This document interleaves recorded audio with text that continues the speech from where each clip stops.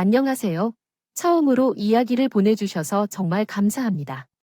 학교 다니면서 라디오를 듣는 것과 다른 사람들의 이야기를 듣고 싶다고 생각하셨군요. 10년이 넘게 기다린 후에 드디어 그 꿈을 이루게 되셨다니 대단하십니다. 여기에서 다양한 주제의 이야기를 쉽게 적을 수 있고 채택을 받을 수 있다는 점이 용기를 내는데 도움이 된 것 같아요. 여러분과 비슷한 이야기를 가진 분들과 함께 여기 이야기를 보내주시는 것 같아요. 저도 과거에 비슷한 상황을 겪은 사람들과 함께 있었던 일을 얘기하려고 합니다. 부담스러운 부분이 있더라도 이해해 주시고 들어주시면 감사하겠습니다. 제 이야기를 시작해 볼게요. 어릴 적에 부모님의 이혼으로 엄마와 둘이 살게 되었습니다. 저희 가정은 아버지가 외도를 한 것을 알게 된 엄마가 경제력 있는 아버지의 사과를 거부하고 이혼을 결정하셨어요. 그 당시에는 어려움을 제대로 이해하지 못했지만 아버지와 가까운 관계가 아니었기 때문에 크게 상처받은 것 같진 않아요. 아버지는 충실한 가정에 있지 않은 사람이라서 가족과 딸인 나는 항상 외출과 술을 좋아하는 것 같아요. 엄마는 언제나 월급을 잘 주시고 돈을 책임지시는 분이라 생각했는데 어느 날 월급이 적다며 보너스도 없었다는 거짓말을 하시더라고요. 아버지가 다른 여자를 만나서 선물과 돈을 주며 가게 되기까지 해서 엄마는 외도를 알아차리셨답니다. 당독한 성격을 가지신 우리 엄마는 그 여자를 찾아가 머리카락을 잡아뜯었고 결국 아버지와 이혼을 하셨어요. 그 시절 가정주부이셨던 엄마가 그 결정을 내리기 쉽지 않았을 거예요. 사실 엄마는 집에 있기에는 손해인 분이었죠. 아버지와 학창 시절부터 연애를 하시고 대학 시절에도 공부를 잘하신 분으로 들었어요. 많은 인기를 받았을 텐데 결국 아버지와 결혼하셨지만 그 결혼 생활은 행복하지 않았어요. 아버지가 다른 여자와 결혼했으면 공부를 계속시키고 걱정 없이 살게 해주더라고요. 회사 생활도 할 수 있게 해줄 테니 결혼하자고 했다며 논의 없이 결혼한 것인데 결혼 후에는 입을 싹 닫고는 나를 어디론가 버리고 일부러 나를 집에서 소외시키는 행동을 해서 결혼을 맺은 직후부터 내가 그 길로 몰려앉았다. 그 당시에는 결혼도 했고 자녀도 있어서 그것이 가족을 위해 행복해지는 것으로 생각했지만 내 아버지가 그러한 비밀스러운 모습을 가지고 올 줄은 몰랐다. 그래도 현재는 오히려 그에게 고마워해야 하지. 그 덕분에 넌 시댁 남편 없이 자유롭게 살 수 있어졌기 때문에. 이혼한 후에야 숨통이 트인 나의 어머니는 이후에 늦게라도 회사 생활을 하며 누구보다도 최선을 다하셨다.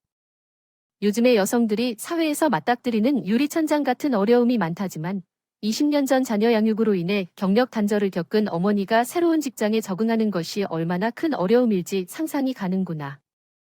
어머니는 언제나 내 앞에서도 힘들다는 표정을 보여주지 않으셨기에 내가 자라오면서 얼마나 힘들었는지, 어떠한 고통을 겪었는지 전혀 알 방법이 없어서다. 하지만 나이를 먹고 어른이 되어 지금에 이르러서야 어머니가 혼자 얼마나 좌절하며 고난을 겪었는지를 깨닫게 되어 마음이 아프다. 그럼에도 불구하고 우리 어머니는 세상에 굴하지 않으셨다.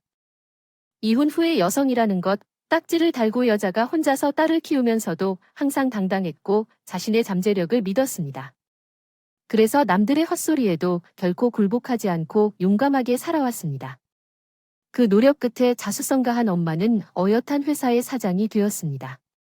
그 회사는 자연 친화적인 여성 제품을 만드는 중소기업이라고 합니다. 그 엄마를 보며 자란 저는 그녀를 롤모델로 삼아 엄마처럼 당당하고 멋진 여성이 되고 싶다고 생각했습니다. 어디에서도 주저하지 않고 자신감 있게 말하는 강자에게도 강하고 약자에게도 약한 사람이 되고 싶었죠. 언제나 엄마를 존경했기에 모든 면에서 그녀를 따라가려 했습니다. 물론 엄마의 힘과 능력에는 아직 멀었지만 제가 되고 싶은 딸이 되기 위해 힘쓰고 있습니다. 열심히 공부하고 노력하여 무언가를 이루고 싶습니다. 그 결과로 좋은 학교를 졸업하고 일찍 취업할 수 있었습니다. 엄마의 업적을 아는 친구들은 왜 엄마의 일을 물려받지 않고 어려운 길을 가느냐고 물었지만 제 어머니가 얼마나 노력하여 성취한 것에 대해 잘 알고 있던 저는 그저 딸이라는 이유 하나로 낙하산을 타듯 어머니의 노력에 편승하고 싶지 않았습니다. 어머니를 등에 업고 있지 않고 제자리에서 할 수 있는 일을 하며 열심히 성장해 언젠가 어머니에게 도움이 되는 그런 자식이 되고 싶었습니다. 그리고 곧이어 제가 바라던 그 꿈이 이루어졌습니다. 이름만 들어도 아시는 화장품 회사에서 화장품 연구원으로 일을 시작했던 저는 5년 넘게 연구원으로서 성과를 내며 드디어 어머니에게 도움이 되는 자랑스러운 딸이 될 수 있었습니다. 어머니가 하는 사업을 화장품 분야로 확장할 때 저 같은 연구원이 필요했습니다. 중소기업의 신생회사에서 경력자를 구하기가 쉽지 않았는데 거기에 저는 마침 잘 맞는 사람이 되었습니다. 그렇게 어머니가 새로 시작하는 사업을 이끌며 더 열심히 일하였습니다. 모자라면 더 야근을 하고 집에서까지 일을 하며 바쁜 생활을 해야만 했습니다. 새로운 일에 적응함으로써 일과 사랑 둘 다를 이룰 수 있게 된 것입니다. 날짜 사이에 있던 일 한유 때 마사지올이던 시치이었어요. 나보다 되새로지만 일찍 직업한 나보다 인격은 못하았기에 제 일 돕는 지그월로 저와 함께 일을 시작체 되었죠. 사실 저리가 처음부터 가까운 사이는 아니었습니다. 서로의 첫 만남은 살벌하기 그지 없어였고요. 저는 나보다 나이 많은 분화 직원을 챙겨야 하다는 상황이 신경이 쌓였고 그 사람은 제가 경작 딸이라는 이유로 어디에서 굴러온 낙하산이라고 생각했던 것입니다. 그래서 그런지 처음부터 틱틱거리는 그 사람 말투에 저는 기분이 상했고 나이 많은 부하 직원을 하대했죠. 그렇게 서로 기싸움을 하면서 일 관련으로도 의견 대립이 생기다 보니 초반 저희 사이는 물과 기름 같았습니다. 하지만 시간을 두고 사람을 겪다 보니 서로 오해가 많았다는 것을 자연스럽게 알 수 있었어요. 그렇게 서로를 알아가며 저희는 마극 연인이 되었죠. 물론 회사에서는 비밀로 하며 몰래 사랑을 키워갔고 저희가 살갑지 않단 것을 알고 있는 직원들은 저희 둘 사람이 연인일 거라고 생각하기도 못했습니다. 저희 회사가 사내 연애 금지는 아니었지만 심장을 졸이면서 비밀 연애를 했던 것은 나름의 이유가 있었습니다. 저야 길레 디크리트엔 한글 중소기업의 신생회사에서 경력자를 구하기가 쉽지 않았는데 거기에 저는 마침 잘 맞는 사람이 되었습니다. 그렇게 어머니가 새로 시작하는 사업을 이끌며 더 열심히 일하였습니다. 모자라면 더 야근을 하고 집에서까지 일을 하며 바쁜 생활을 해야만 했습니다. 새로운 일에 적응함으로써 일과 사랑 둘 다를 이룰 수 있게 된 것입니다. 회사에 들어오자마자 연애를 시작해서 걱정했어요. 남편이 팔자를 고쳐보려고 사장 딸을 꼬였다는 소문이 돌 것을 걱정했죠. 하지만 우리의 관계는 다른 사람들이 보기에는 그저 머리가 안 맞는 것으로 보였지만 실제로는 진지한 연애였어요. 결혼 전까지는 비밀로 했고 심지어 제 엄마도 몰랐어요. 회사 직원과 2년간 연애를 하고 결혼을 생각했다는 사실을 후에 알게 된 엄마는 놀랐지만 그 직원이 남편이 될 것을 알아 안도했어요. 저는 이 관계를 감출 수 없어서 미안했지만 우리는 서로를 신중히 결정하기로 했어요. 그래도 미안해. 난 괜찮아. 내 마음을 이해해줘서 고마워. 결혼을 안 하고 혼자 산다는 것에 대해 걱정했던 거겠지? 엄마가 젊어서 이혼 후 혼자 살아서 나도 그 영향을 받았을 수도 있겠다 싶었거나 내가 너에게 결혼에 대해 부정적으로 가르쳤을 수도 있겠지. 하지만 연애와 일 둘 다 잘한다고 하니까 엄마는 선영아, 너를 더 고마워해. 엄마도 박대리 씨를 좋아해. 아마 남편으로는 잘 모르겠겠지만 너가 선택한 사람이니까 너가 잘 알 거야. 선영아, 내 결정을 존중하고 응원할 거야. 그러니까 엄마를 너를 괜히 마음 쓰지 마. 엄마는 너의 결정을 지지할 거야. 결혼의 응원으로 결국 나는 결혼을 했다. 사실 내가 결혼에 긍정적이었던 것은 아니었어. 연애할 때도 실망만 한 생각이었고 남자들은 모두 아버지 같은 것일 뿐이라고 생각했고 결혼은 필수가 아니라 선택이라고 믿었어. 하지만 그 인식을 바꿔준 사람이 내 남편이었어. 태준 씨는 하나보다는 둘이 좋고 콩 한 알이라도 나눠 먹는 게 행복하다는 것을 알게 해줬어. 외동아들로 자란 나의 경우에는 항상 혼자 하는 것이 편했었는데 그런 남편을 만나게 되어서 인간으로서 더 많이 성장할 수 있었어요. 그래서 그런 남자와 결혼하면 다른 고민 없이 행복할 줄 알았습니다. 부모는 자식의 거울이라고 하잖아요. 태준 씨가 그렇게 바른 모습을 보여주니 남편의 부모님도 좋은 분이실 거라 생각했거든요.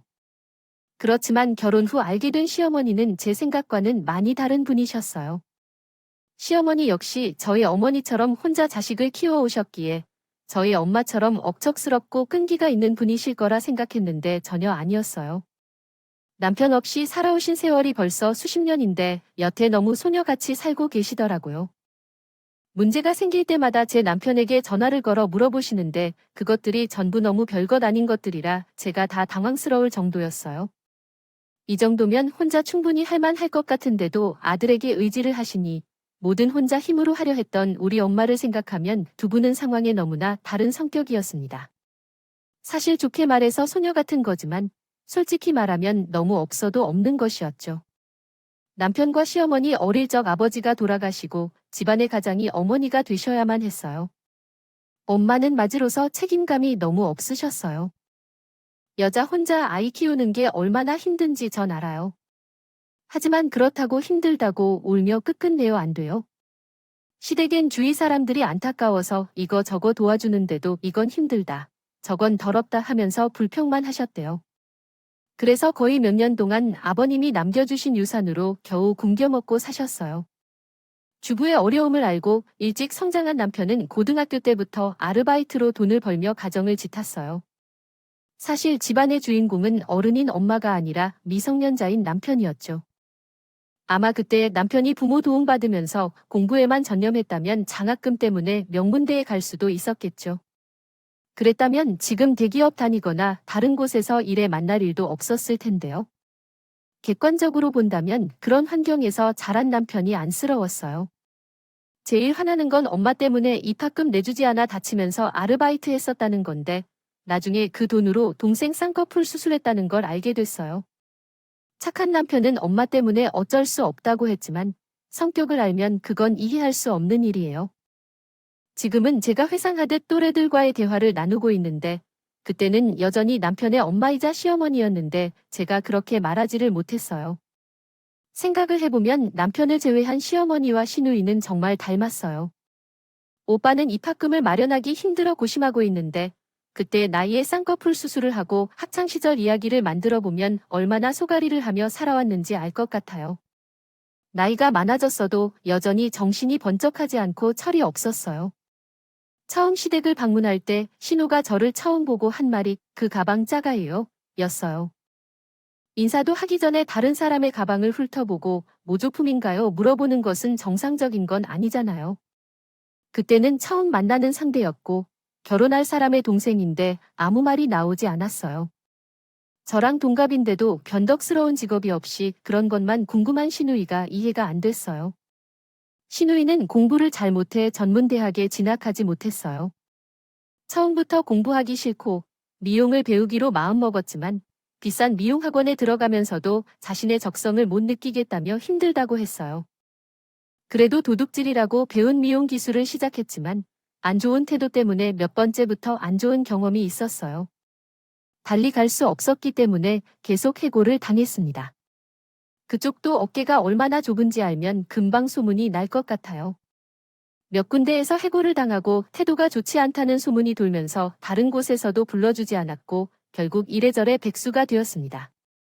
몇 년 전까지는 카페를 차리고 싶어 해서 카페 아르바이트도 했던 것 같은데 결혼하고 나서는 그냥 집에서 놀고 있는 백수가 되었어요. 제가 결혼하게 되면서 남편보다 상위 회사에서 연애하고 결혼하는 것을 보고 신우가 배가 무척 아팠던 것 같아요. 낙하산이라고도 말이에요. 엄마가 잘 만나서 편안하게 살면 좋을 텐데 엄마가 회사 다니면서 편안하게 살면서 우리 오빠도 결혼을 했다고 해요. 우리 오빠가 돈 안 주고 꼬신 거예요? 이럴 수가.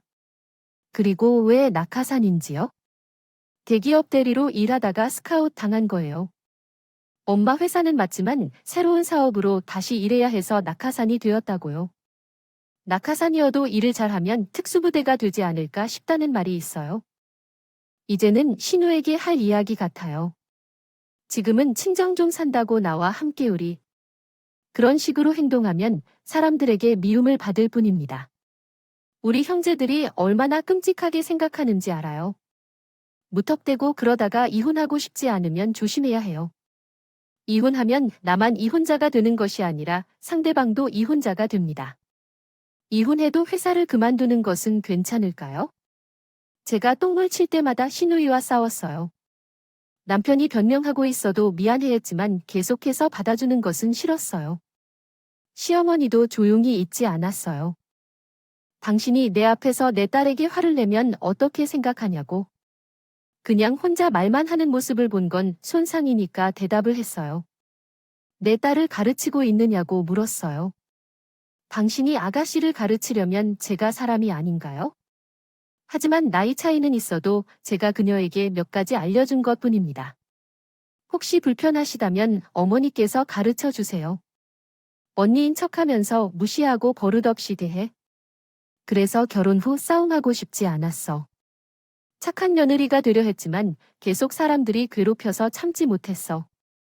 그들이 계속 시비 걸고 긁어대니까 어쩔 수 없이 말해야 했어. 이런 식으로 살아왔어.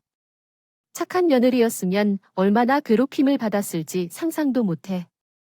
말을 해도 오히려 미움을 받았어. 아무 잘못도 없는데도 신우와 어머니는 나를 괴롭히려 했어. 처음에는 엄마가 아들의 사장이면서 남편과 나는 사장 가족으로 자랑해 하더니 결혼한 뒤로는 점점 익숙해졌어. 어느 날 어머니는 엄마의 회사를 아들의 회사로 여기시더라. 요즘 회사는 문제 없지. 하지만 중소기업은 작은 문제로도 어려움을 겪을 수 있어. 특히 여자들이 사업을 하는 회사니까 항상 조심해야 해요. 예를 들어 장모님이 잘 하시니까요. 이번에 새로 나온 광고를 봤는데 왜 그 연예인을 사용했는지 이해할 수 없어요. 나는 그 여자를 싫어하는데 요즘 내가 보는 드라마의 여주인공은 정말 좋아요. 그런 사람을 광고 모델로 채용해서는 안 될 것 같아요. 그 결정을 내릴 수 있는 사람은 아니지만요. 그래도 생각보다 반응이 좋더라고요. 현재 광고 모델이 인기 있는 배우라는 걸 알았어요. 그래도 고객들은 광고 이미지가 중요한 건데 그걸 신경 써야 해요. 내가 옆에서 듣고 있는데도 나는 배제되고 남편에게 회사 얘기를 열심히 하며 다양한 조언을 해주시는 어머니를 보며 너무 이해가 안 돼요. 남편은 왜 내게 그런 말씀을 하시는 건지 이해가 안 되는 표정이었는데 말이에요. 저도 그런 일에 남편이 권한이 있는 게 아니고 남편의 일도 아닌데 왜 그런 식의 말씀을 하시는지 이해가 안 됐어요. 처음에는 어쨌든 시어머니가 아들과 며느리가 일하는 회사라고 보니까 고객의 입장에서 생각하시는 건가 했는데 얼마 지나서야 그게 아니라는 것을 알게 됐어요. 선영아, 요즘 태준이 잘하고 있는 건가? 회사 일이야? 내가 같이 일하면서 말 좀 해주라는 얘긴가? 내가 잘하니까 걱정할 건 없어. 그런데 어머니한테 무슨 이야기를 전해야 해? 회사 내 입지와 승진을 설명해 주라는 얘긴가? 그 분위기나 뭐 그런 거 말하라는 건가? 나중에 회사 물려받아야 할 텐데 사장 사위라는 이유로 어쩐다는 말이 나오지 않게 분위기를 잘 살피려고? 내 옆에서 내조를 좀 잘해줬으면 좋겠구나. 우리 태준이가 열심히 할 줄은 알아도 요령이 없고 꾀가 없단다. 알지? 어머니가 태준 씨가 회사를 물려받을 거라고 했냐? 만다면 그 회사를 누가 운영하겠어? 그럼 어머니가 그 회사를 사위한테 물려줄 거라고 생각해? 그럼 엄마가 우리 아들을 이용하려 한다는 건가? 이용아, 넌 무급으로 일하는 건 아니고 젊은 나이에 과장까지 이끌고 월급도 많이 받고 있는데 너희 가족이 너를 믿지 않아서 그런 거야. 내가 옆에서 남편을 격찬해주고 잘한다고 칭찬해주면 가족들도 너를 믿고 맡길 거야. 계속해서 우리 태준이 남자들을 잘 만나는 게 복이라고 생각해. 어쩔 수 없이 시어머니가 헛바람을 품었겠지만 우리는 회사 상속에 대해 이야기를 한 적이 없고 그런 생각도 해본 적이 없어. 남편에게 말해봐야겠어. 남편은 더 놀라며 엄마가 왜 그런 소리를? 라고 물었지. 그러니까 정말 그럴 생각이 없어. 만약 상속이 있다면 내가 받을 거라고. 왜 갑자기 내게 이런 얘기를 하니 어머니가 이상한 생각을 하고 계신 것 같아. 오빠 말 한마디 안 하세요. 내가 좋은 이야기를 하려고 하는데 자신의 생각에 빠져 있었어. 당연하겠지만 나에게 하고 싶은 말이 있어. 시어머니는 비슷한 일을 말할 때 항상 나를 화나게 했어. 그럴 때마다 남편이 대신 말했어. 시어머니와 신우는 상종하는 게 싫었지만 남편이 중재해줘서 다행했어. 그래서 나도 말은 들으면서 결혼 생활을 이어나갈 수 있었어. 하지만 내가 의견을 내면 시어머니는 점점 화를 내는 것 같았어. 그래서 남편에게 돈을 달라거나 김장 도와주라거나 말이 없는 명절 음식을 사오라고 했어. 결혼 전에는 남편이 가정을 도왔지만 결혼 후에는 최대한 도와주지 않으려고 했어. 하지만 시어머니가 돈을 계속 달라고 해서 남편이 가정의 평화를 위해서 돈을 보냈나 봐. 종종 10만 원부터 많은 경우에는 100만 원까지도 가져가시는 것 같았지만 어차피 서로 월급은 각자 관리하고 있었기 때문에 저도 그건 굳이 건드리지 않았어요. 그게 저도 남편도 시댁을 위한 최대한의 배려라고 생각했고 금전으로 도움을 드리고 있기 때문에 저도 시댁에서는 최소한의 도리만 지키며 거리를 두고 지내려 했습니다. 그렇게 우리가 결혼한 지 2년이 막 넘었을 때 능력은 없고 허영심만 심해 결혼은 못할 줄 알았던 시누이가 결혼 소식을 알려오게 되었어요. 노처녀가 될 뻔한 시누이가 시집을 가게 된 소식 때문인지 한동안 시어머니와 시누이의 기분이 들떠 있었습니다. 덕분에 저한테도 괜한 시비 없이 후하게 대해주시니 저도 꽤 편했죠. 그리고 시어머니 같아 저를 괴롭히던 시누이가 시집을 가서 짐 하나를 덜게 된 것 같아서 저도 기뻤어요. 철없던 시누이를 데려갈 사람이 누구일지 궁금해서 상견례 자리에서 사돈들 분을 뵙고 깜짝 놀랐어요.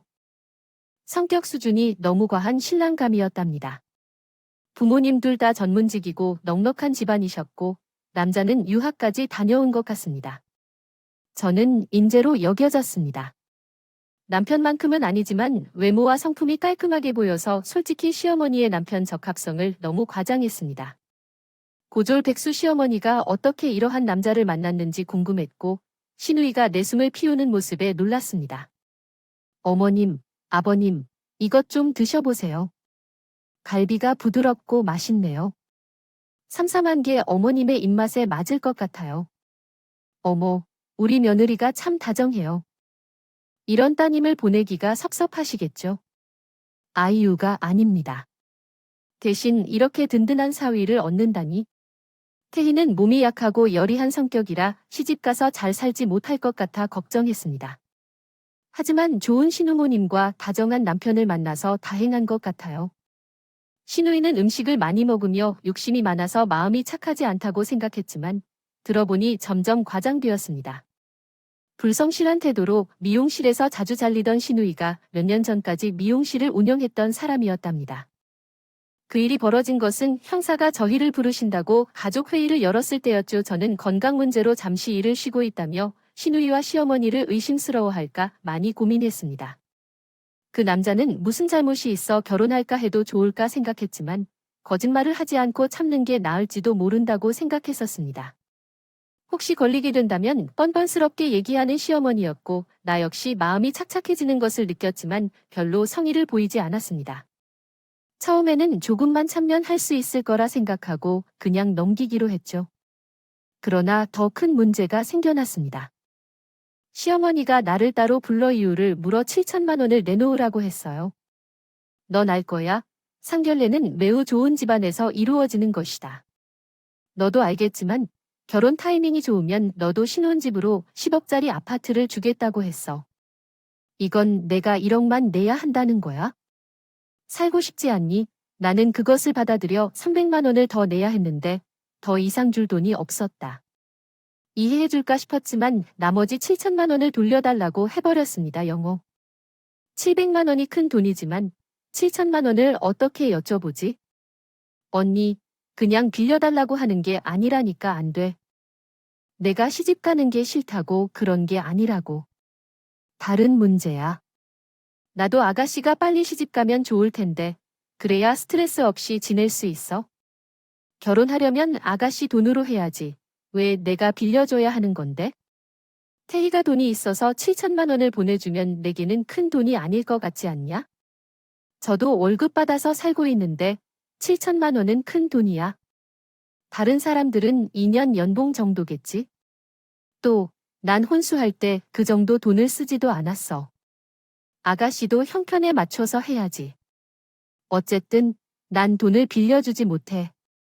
내가 왜 내게 부탁해야 해? 태희가 언제 그런 집에 시집가? 거기서도 이상한 생각 안 하려면 그 정도는 해야 해서 그랬나 봐. 아마도 그 집에 무슨 속임수를 썼는지 혼수로 1억을 맞춰야 한다며 7천만 원을 빌려달라고 강요하는 시모와 시누를 보며 머리가 아프기 시작했어. 상견례가 끝나자마자 뻔뻔하게 돈을 요구하는 걸 보면 처음부터 돈을 빌릴 생각으로 온 것 같았어. 결혼할 때는 지원 없이 예물만 바라던 신부와 시아버지가 이제 저한테 맡겨놓았다. 그 큰 금액을 달라는 게 이해가 안 됐어요. 게다가 이번에 돈을 빌려달라고 했던 건 처음이 아니었습니다. 사실 전에 가게를 차리고 싶다며 보증금만 빌려달라고 한 적이 있었습니다. 그 금액은 10만 원밖에 되지 않았고 가족으로서 돕고 싶은 마음에 기꺼이 빌려줬었는데 당시 시누이는 고마움도 표시하지 않고 결국 돈을 돌려주지 않았어요. 돈을 갚을 능력이 없다며 배째라고 꺼져나갔죠. 처음부터 돈을 돌려받지 못할 것으로 생각하며 빌려줬지만 그렇게 당당하게 나올 줄은 몰랐어요. 언니, 내가 시집가서 잘 살면 아무것도 모르게 해줄게요. 그리고 그냥 달라는 게 아니라는데 왜 그렇게 갑갑하게 행동하느냐고 했어요. 그럼 저번에 빌려준 10만 원은 갚고서 일하세요. 그것도 갚지 못한다고 배째라 그러고 이제 와서 10만 원을 더 빌려달라고 하면서 언니가 어떻게 그 큰 돈을 빌려줄 거라고 물었어요. 은행에서도 그 정도를 빌리려면 얼마나 많은 서류를 제출해야 하는지 아십니까? 가족끼리 계속 이렇게 하면 안 돼요. 결혼하면 1에서 2년 안에 갚을 거니까요. 무슨 소리예요? 결혼하면 돈이 갑자기 생긴다고요? 그럼 뭐, 맡겨두니까요. 설마 남편의 돈으로 갚겠다는 건 아니에요. 이것은 제가 알아서 할 것이니까 언니는 알 필요가 없어요. 꼭 갚을 테니까 빌려주세요. 그래, 정말 갚을 거면 저도 빌려드릴게요. 이자를 안 받는 대신에 차용증을 쓰자. 이전에도 있었고, 원래 가족끼리라도 돈 거래는 깔끔하게 해야 해요. 제가 아는 곳에서 공증받으면 돼요. 편한 시간에 같이 가요. 됐죠? 차용증 아니, 너 정말 이렇게까지 할 거니? 우리가 너한테 무슨 사기를 친다고 생각해? 우리도 빌리고 싶지 않아. 그러세요. 그럼 제가 차용증을 쓰자고 했더니 포기했어요. 저도 그 후로 안심했어요. 근데 그 후로 제 뒤로 남편을 통해 돈을 빌려달라 했대요. 남편이 누군가와 통화를 하면서 시달리는 걸 들었어요. 신우였어요. 글쎄, 자기 결혼해야 한다고 오빠한테 대출을 받아 도와달라 했다고 해요. 아니, 정말 미쳤어. 자기 결혼하는데 왜 다른 사람들이 난잡한 건지. 태희가 결혼을 정말로 하고 싶어 보이면 하면 돼요. 자기 현명하게 결정하면 돼. 오빠, 혹시라도 나 몰래 돈을 해주려 하면 그때는 동생 결혼시키는 게 아니라 나랑 이혼할 준비를 해야 해. 알았어? 알았어. 남편이 못 도와주고 안 빌려줬더니 시모와 신우는 화가 나서 어쩔 줄 몰라 했다. 며칠 뒤 같이 밥을 먹자길래 무슨 일인가 싶었다. 같이 식사를 할 때면 항상 외식을 하자고 했다. 그래서 아들 며느리가 식사를 차려주었다. 내심 미안하다고 생각했는데 음식은 맛있게 먹었다. 그러나 나중에 장염에 걸려 응급실로 실려가야 했다. 엄마는 놀라웠다. 어제 뭘 먹은 거야? 라며 물었다. 아이고, 엄마가 괜찮아? 어제 집에서 뭐 먹은 거니? 뭐 기억 안 나니? 글쎄, 저도 어머니도 먹었는데 괜찮아 보이니까 잘 모르겠어. 근데 밥맛이 좀 이상했어. 좀 새콤하다니까. 감기 때문에 맛이 안 느껴졌어. 그냥 먹었어. 따로 먹은 건 없어. 근데 정말 안타깝네. 나 너무 아차 싶은 생각이 들었어. 어머니를 돕기 위해 주방에 들어갔을 때 먼저 떠있는 밥그릇이 있었어. 그리고 어머니가 그걸 내게 줬어. 당시에는 별로 신경 안 썼는데 지금 생각해보니 너무 이상했어. 얘기했더니 어머니도 화가 나서 시골로 들어가셨어. 놀라서 엄마를 쫓아가고 시골 거실에서 어머니가 딸 머리를 잡고 돌리는 모습을 보게 됐어. 이건 안 돼. 정말 고소할 거야. 태준아, 이 여자 좀 말려봐. 내 딸한테 쉰밥을 먹이는 거 이해 못해. 나 그동안 내 딸 구박하는 거 다 알아. 근데 어디 감히 내 딸한테 그런 짓을 해. 엄마가 그렇게 화를 내는 걸 몇 년 만에 처음 봐. 아마도 엄마는 어릴 때부터 병원에서 신세를 진 경험이 있던 나에게 무슨 일이 일어날까 걱정하던 것 같아요. 그래서 엄마는 시모의 머리를 붙잡고 놓지 않았고 시모는 그런 엄마를 고소하겠다고 소란을 피웠어요. 우리도 엄마를 말려도 엄마가 시모를 놓을 때까지 기다렸어요. 수분 후에 엄마가 겨우 진정이 되어 시모의 머리를 놓았고 경찰을 불러 당신이 말한 대로를 녹음해뒀으니 변호사를 구하거나 해봐라고 말했어요. 어디서 고소하려면 하세요. 변호사비나 용서도는 모르겠는데 내가 다 녹음해뒀으니까 어떻게 될지 한번 둘게요라고 말했다는 녹음에는 시모가 나에게 밥을 먹였다는 내용이 담겨 있었어요. 저희는 드디어 엄마가 시모의 머리를 잡아 흔든 것이 이유를 이해했어요. 아무리 그래도 그런 행동을 하는 게 참 기이했어요. 남편이 시모에게 말한 내용은 고소 관련 이야기는 없었지만 엄마는 분이 풀리지 않아 시모가 결혼하려 하는 남자를 만나러 갔다 왔어요. 알고 보니 그 집 어른들이 엄마와 친하게 지냈던 곳이었어요. 이야기하기 나중에 저는 신호의 엄마로부터 결혼 자금 700만 원과 살릴 수 있는 금액을 받았고 엄마가 얼굴을 보고 확인했다. 어떻게 그런 여자를 만나서 그런 사람을 만나게 됐을까 생각했어. 그들은 정말로 괜찮은 사람들이라고 생각했지만 모두가 알고 있었지만 말하지 않았을 뿐이야. 어른들은 뒤에서 속을 볼 수밖에 없더라. 따라서 이 문제는 엄마가 처리할 문제니까 넌 그냥 가만히 있어. 알겠냐? 그 후에 엄마가 신호의 예비 신랑을 만나서 신호의 진실을 알렸어. 원래 서로 알고 지내던 사이라서 이야기가 잘 통했고 그 집에서야 신호의 정체를 알게 되고 신호와 시모의 거짓말을 알게 됐어. 결국 신호는 파혼을 하게 됐고 그 이유가 엄마 때문이라는 걸 알게 된 시모가 회사로 찾아와 난동을 피웠어. 어떻게 남의 삶을 망쳐놓고 그런 짓을 했다고 생각하니? 당신들이 속였다고 생각하면 선한 아들의 삶을 망치는 결과를 낳게 될 거야.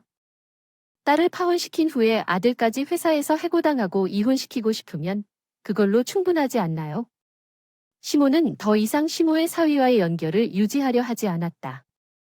시모가 시댁에 돈을 갖다 주고 이혼을 하겠다고 말했을 때 남편은 그 말을 이해해 주었다. 이로써 시모는 시댁과의 연을 끊었고 시모는 돈에 의존하지 않고 처적게 살아가기 시작했다. 그러나 신우는 파혼을 당하며 인생이 나락으로 떨어졌다.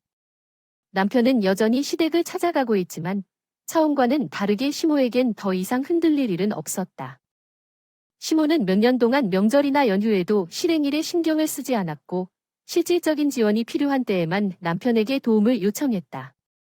그러나 남편은 더 이상 시모의 부탁에 신경을 쓰지 않았고 자신이 직면한 문제를 스스로 해결하기 시작했다.